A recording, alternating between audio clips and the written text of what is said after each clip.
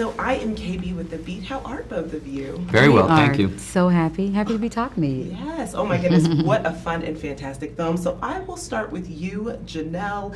Listen, Andi/Helen, listen, I loved it. I loved the twist in it. So talk a little bit about how portraying these two very different characters really not only stretched you as an artist, but also inspired you. Wow, it's so, like, I feel like I'm doing something illegal, talking about the energies of this body. I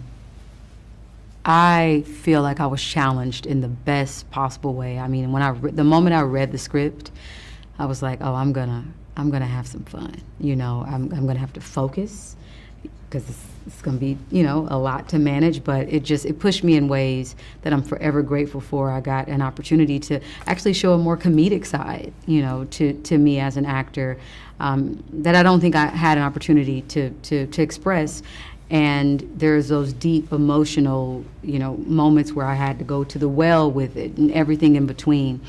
And I had amazing scene partners, like being able to play with this guy and Daniel Craig and Catherine and Kate, and the whole cast was just honestly a dream role and a dream film come true. So, listen, brilliant performance. I didn't think it was that big a stretch for when Ryan proposed Janelle. Like, I thought that's the best idea ever for this complicated character, because she, you know, it's like I was listening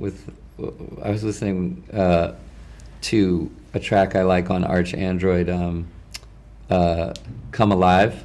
Oh my God! What? Which is really trippy. It's like Wait, it's like the fact that but it's like a Rocky Horror Picture Show kind of a thing, and you're like, this is not a hip hop diva doing the thing. This is like, what is this? This is a character, you know. So right. I'm just saying, like, when you see in someone's work that they're essentially inhabiting characters of a wide, you know, array of dimensions and types and vocal styles and all these things, then I mean that is characterization. I mean that kind of a song, that's a wow. You're right. a thing. And I think it's that's not like, you know, and I think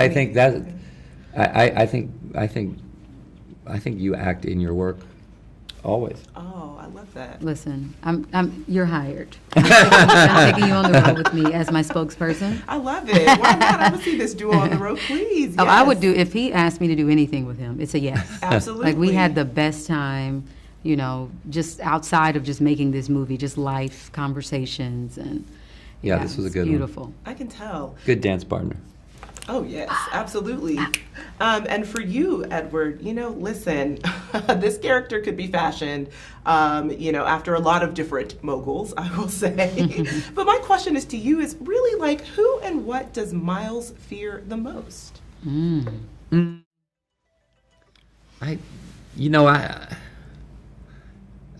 Part of his problem may be that he's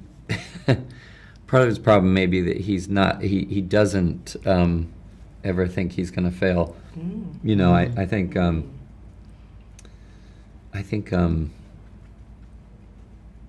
just say, in that species of people, I think a lack of self-awareness is kind of a terminal character flaw, and maybe it's endemic to the to people who have been affirmed a little bit too much. I don't know.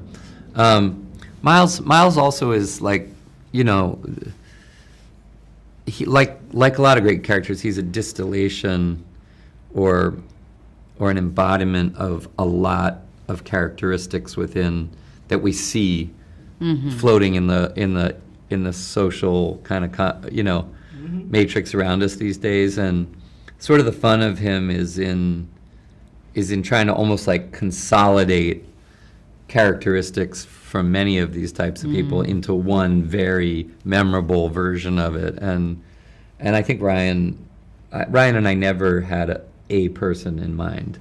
We had a type of person in mind. Yeah. Well, let me just say, I walked away with 3 memorable characters in this film. I mean, it was fantastic. So thank you so much for chatting with The Beat. Really appreciate it. Yeah. Thank you so much for coming.